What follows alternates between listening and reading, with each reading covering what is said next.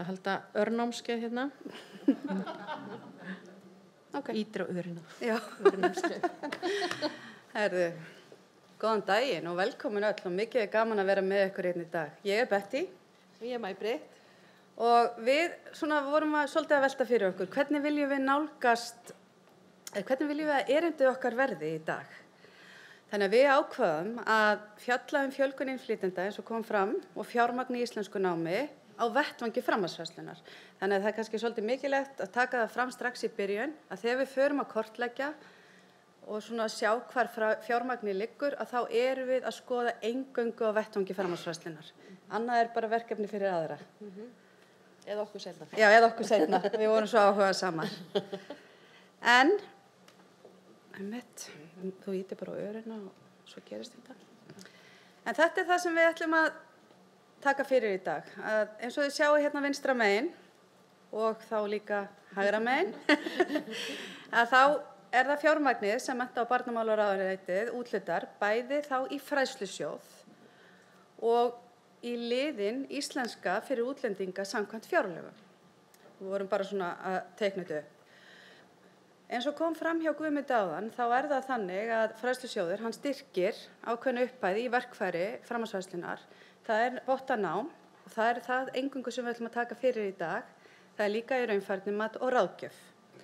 Og vottanám, þetta eru námskrár sem hafa verið skrifaðar af okkar samstarfsaðilum og fræðslumiðstöð atvinnulífsins og eru síðan vottar af Mennta- og barnamálaráðuneytinu. Þannig að þær hafa þetta gildi á vinnumarkaði. Vísu ekki námslok, það er seinna mál. En þarna voru heimatökin bara hjá okkur, mjög auðvelt að draga fram fjármagnið, þar sem að fræðslumiðstöðin er umsýsluaðili fræðslusjóðs. Við skoðum einnig fjárlögin þá í liðnum íslenska fyrir útlendinga fyrir 2022 til 2024, það eru tölurnar sem við erum með hér í dag, og hvernig Rannís fær úthlutað ákveðnu fjármagni úr þessum lið og þá geta fræðsluaðilar sótt og fyrirtæki og stofnanir til að bjóða upp á íslenskuna. Við söfnuðum einnig upplýsingum frá 3 stærstu starfsmenntasjóðunum. Það er SVFS, Starfsafl og Landsmennt og svo tókum við þá út einstaklings- og fyrirtækjastyrki sem fara í íslenskuna og að lokum þá fengum við upplýsingar frá Samhyggi þá svipað eins og ég var að ræða áðan með einstaklingsstyrki og fyrirtækjastyrki með íslenskuna. En við teljum okkur, þegar við leggjum á stað líka, hafa fleiri spurningar heldur en svör, þannig að þetta er meira bara svona í dag. Þetta er hlaðborðið sem við ætlum að vera með og nú kemur eitthvað allt annað upp hjá mér en ykkur örugglega. En mig langar að byrja á fræðslusjóði og vottuðu námi.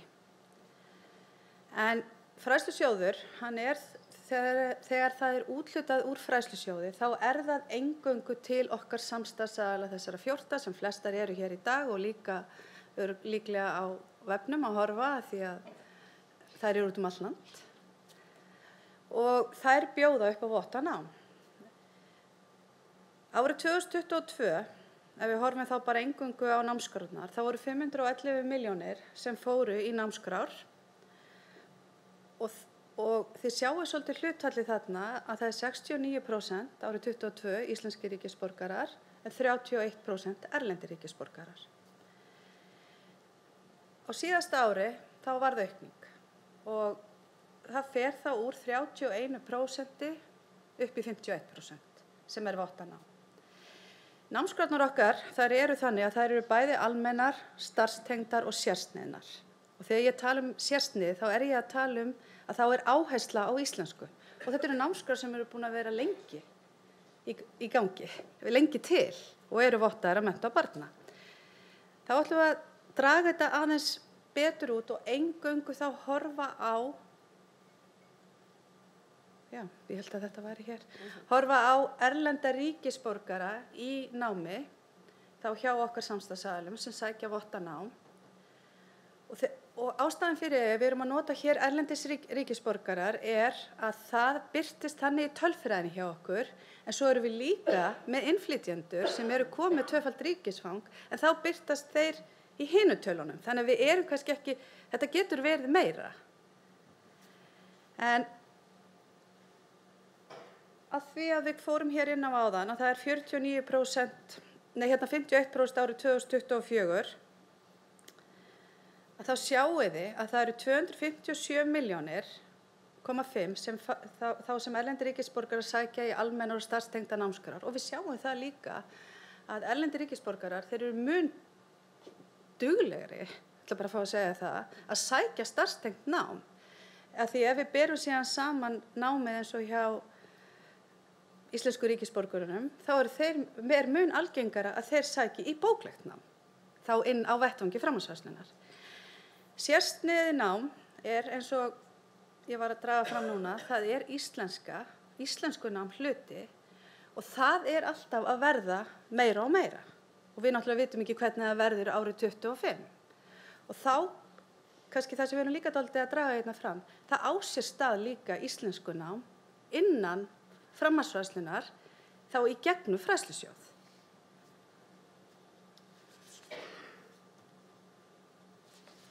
En þá förum við í framlög og ríkissjóð til íslenskukennslu til útlendinga, eins og þetta birtist í fjárlögum.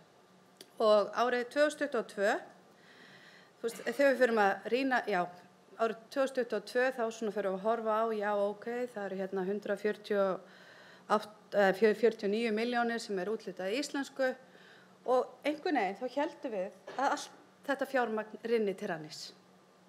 Að því Rannís hefur haft það hlutverk að úthluta fjármagni til fræðsluaðila, fyrirtækja og stofnana. Aðilar geta sótt í það. Þannig einhvern veginn héldum við alltaf í þessum lið væri öll íslenskukennslan.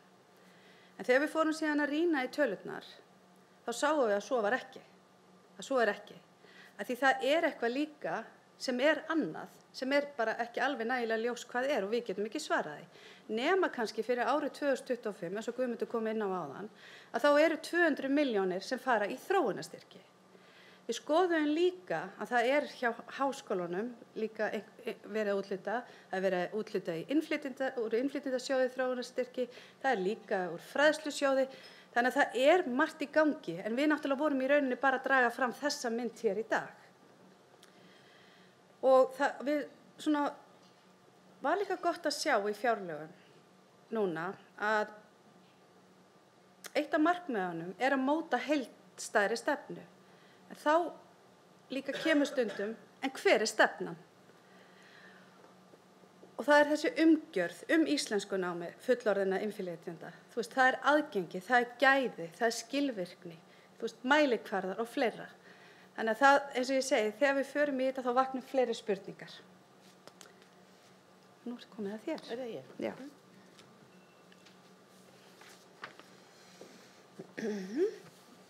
Þannig að taka þetta hérna niður. Já, við getum gert það. Já. Okay. Herðu, já, hérna, ég ætla aðeins að fara yfir með ykkur, þar að segja styrkveitingar eða styrkúthlutanir úr starfsmenntasjóðunum til íslensku náms og ég ætla að byrja hérna á sem sagt starfsmenntasjóði skrifstofu og verslunarfólks sem er sjóður sem að SA og Vaffer og Líf standa að og er til þess að styrkja sí- og endurmenntun hjá skrifstofu og verslunarfólki og fyrirtækjum í þeirri grein. Og þetta er stærsti sjóðurinn og þið sjáið hérna á tölfræðinni hversu miklu fjármagni hann úthlutar í heild. Og við sjáum að heildarúthlutin fyrir árið 2022 voru 823 milljónir og 6% af þeirri upphæð fóru í einstaklings- og fyrirtækjastyrki til íslensku náms. Nú, frá árinu 2022 þá hafa styrkir til íslensku náms verið að aukast jafnt og þétt hjá sjóðnum og það voru sem sagt rúmlega 90 milljónum úthlutað í íslensku nám á árinu 2024 sem er þá 8% af heildarúthlutun sjóðsins það árið. Ef við förum í næsta sjóð þá er það sem sagt starfsafl sem við ætlum að skoða. Þetta er starfsmenntasjóður Samtaka atvinnulífsins og verkafólks á höfuðborgarsvæðinu og hefur hlutfall einstaklings- og fyrirtækjastyrkja aukist töluvert frá árinu 2022 þar eins og þið sjáið á á glærunni. Við erum þarna með heildarúthlutun styrkja og svo hækkandi hlutfall styrkja einstaklings- og fyrirtækjastyrkja í íslenskunám. Og við sjáum að hlutfallið sem fer í íslenskunám árið 2022 er 15% og er komið upp í 21% á árinu 2024 og það kom fram hjá framkvæmdastjóra sjóðsins að fyrstu 10 mánuðir ársins 2025 þá má svona áætla að þetta verði 25% af heildarúthlutunum sjóðsins sem fer í íslenskunám. Svo við getum séð á þessu að fyrirtækjastyrkir og bara fyrirtækjastyrkirnir ef við tökum þá, við sjáum það reyndar ekki á þessu að því þetta er sett saman, en fyrirtækjastyrkir til íslenskunáms hafa frá 2022 til ársins 2025 hækkað 359% og einstaklingsstyrkirnir hafa hækkað 38% í íslenskunám hjá þessum sjóð. Nú, Landsmennt, það er fræðslusjóður SA og SGS-félagana og verkafólks á landsbyggðinni. Við erum því miður ekki með tölu fyrir árið 2024. Við erum spenntar að sjá þær, en við erum með tölu frá 2023 og 2022, en þá erum við að sjá að það er svona cirka 10% af heildarúthlutunum sjóðsins sem fer í einstaklings- og fyrirtækjastyrki til íslenskunáms. Og það verður bara mjög forvitnilegt að sjá hver aukningin verður fyrir árið 2024 og 2025. Nú erum við svo með stærsta starfsmenntasjóðinn á opinbera markaði. Við erum sem búin að fara yfir þessa 3 stærstu á almennum markaði. Það eru fleiri sjóðir á almennum markaði sem eru ekki inn í þessum tölum, svo við það bætist einhverjir auka styrkir til íslenskunáms. Og erum við sem sagt með Samhengi sem er á opinberum markaði og þarna sjáum við erum ekki með heildarúthlutunina en við erum þarna með hækkunina sem frá 2022 til 2024 á styrkjum til íslenskunáms. Svo við sjáum að þarna er líka aukning á þessum árum til fyrirtækja, til stofnana varðandi íslenskunám og einstaklinga. Nú langar svona í lokin, þetta eru bara tölurnar sem segja einhver ákveðna sögu og við erum búin að draga þar fram og búin að draga kannski fram líka þessa heildarmynd þótt hún sé ekki algjörlega fullkomin, það vantar ennþá inn þarna tölur, en þá langar okkur aðeins að fara yfir tillögur sem hafa komið fram undanfarin ár hjá aðilum sem hafa svona tekið þetta út og fyrst ber að nefna skýrslu frá OECD. Það sem framkom, og þetta er nýleg skýrsla, ég held að var þetta ekki frá því fyrra, 2024, það sem framkom að efla þurfi íslenskunám fyrir innflytjendur á Íslandi. Það myndi bæta stöðu þeirra á vinnumarkaði og efla félagslega þátttöku.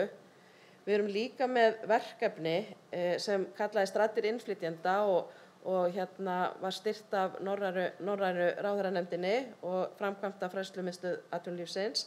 Þar sem að innflytjendur eru spurðir hvað þau þurfa og hvernig gangi og annað, hvað varðar íslenskunám og þar kom fram að óskir innflytjenda starfs- og tungumálaþjálfun á vinnustað og það var líka kallað eftir svona meiri samhæfingu, að svona kerfin væri ekki að tala saman og þetta væri dálítið svona dreift.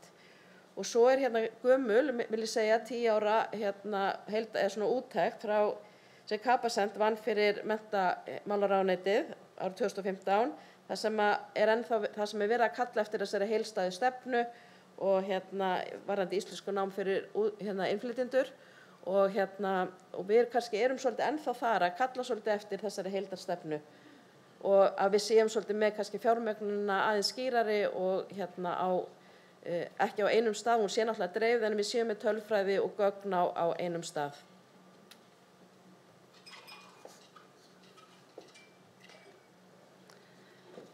Heyrðu, en að lokum, þá langar okkur að enda á orðum Kristín Irma Sötter, deildarstjóra PCC á Húsavík.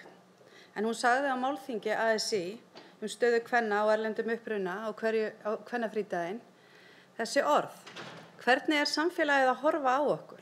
Við erum komin til að vera. Takk fyrir.